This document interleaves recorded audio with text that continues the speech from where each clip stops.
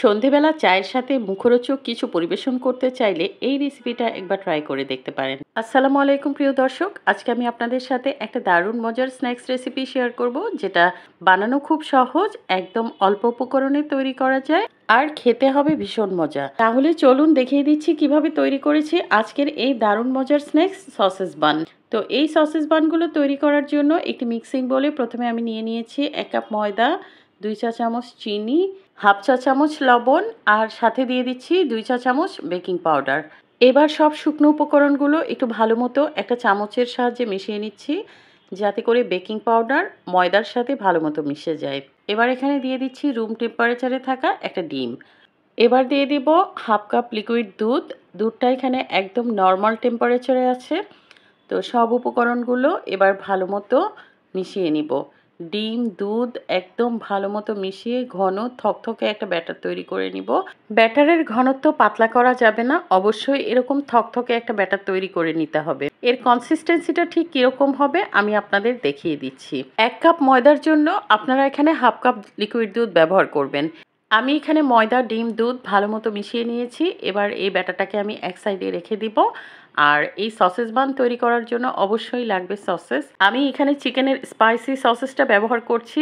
আপনারা আপনাদের পছন্দ মতো যে কোনো ধরনের সসেস ব্যবহার করতে পারেন। এই সসেসগুলো আপনারা যে কোনো ধরনের গ্রোসারি শপ বা সুপার শপে খুব ইজিলি পেয়ে যাবেন। এখন এই সসেসগুলোকে আমি মাঝখান থেকে দুভাগে ভাগ করে নিচ্ছি। তো আমি এখানে 7টা সসেস নিয়েছিলাম, সবগুলোকে আমি দুভাগে ভাগ করে নিয়েছি। আমার লাগবে হচ্ছে এখানে কিছু ব্যাম্বো স্টিক। এগুলোও আপনারা যে কোনো ধরনের সুপার শপে পেয়ে যাবেন। ব্যাম্বো স্টিকগুলোকে আমি একটা একটা করে সসেসের ঠিক মাঝখান বরাবর ঢুকিয়ে দিচ্ছি।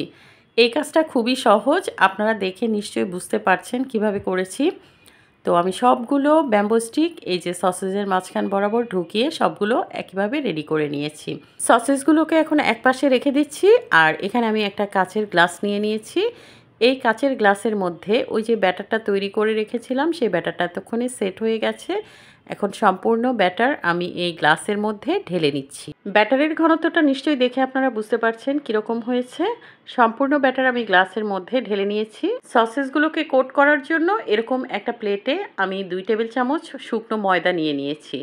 এবার একটা একটা করে সসেস নিয়ে আমি প্রথমে ময়দার মধ্যে একটু কোট করে নিব, তারপর হচ্ছে ওই যে ব্যাটারের মধ্যে ডিপ করে নিচ্ছি। তো একটু ভালো মতো ঢুকিয়ে এই যে ঘুরিয়ে ঘুরিয়ে ব্যাটারটাকে লাগিয়ে নেবেন, যাতে করে সসেজের সম্পূর্ণ জায়গাটাতে ব্যাটার ভালো মতো লেগে যায়।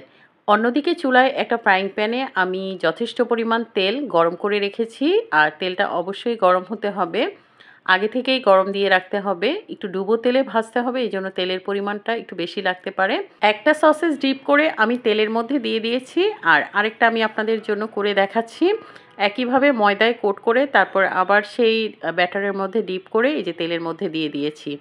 সবগুলো আমি একই রকম করেই করেছি। প্রথমে ব্যাটারে ডিপ করে তারপর হচ্ছে তেলে ছেড়ে দিয়েছি। প্রথমে তেলটাকে একটু ভালো মতো গরম করে নেবেন, তারপর চুলার আঁচটা কমিয়ে মিডিয়াম হিটে সসেসগুলোকে 2 থেকে 3 মিনিট ভেজে নেবেন। আর এই সসেসগুলো গরম তেলে ছাড়ার সাথে সাথে একদম ফুলে টসটসা হয়ে যাচ্ছে। দেখতেই পাচ্ছেন প্রত্যেকটা সসেস ফুলে কতটা ডাবল হয়ে গেছে। আমি নেড়েচেড়ে একদম সুন্দর করে গোল্ডেন ব্রাউন কালার আসা পর্যন্ত সসেসগুলোকে ভেজে নিব। একটা পাশ হয়ে গেলে আবার উল্টে দিচ্ছি।